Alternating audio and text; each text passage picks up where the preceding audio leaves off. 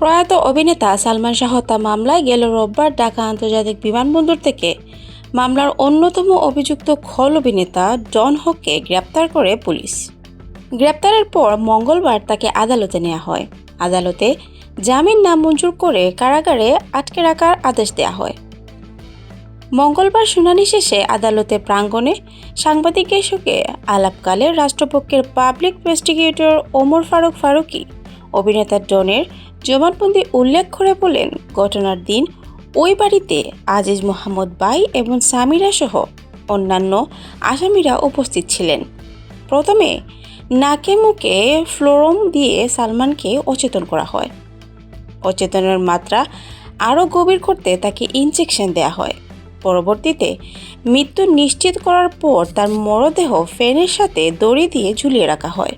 হত্যাকাণ্ডে ব্যবহৃত সেই দড়ি ডন নিজে তার মাজায় বেঁধে সেখানেই নিয়ে গিয়েছিলেন।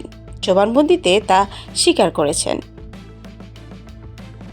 আইনজীবী ফারুকী আরও জানান, এই জবানবন্দির ভিত্তিতে মামলাটি থানায় নথিভুক্ত হয়। পরবর্তীতে মামলার আসামি হিসেবে ডনকে গ্রেপ্তার করে আদালতে উপস্থাপন করা হয়। আদালতে তার পক্ষে কোনো আইনজীবী ছিলেন না। জামিনের জন্য কোনো আবেদনও করা হয়নি।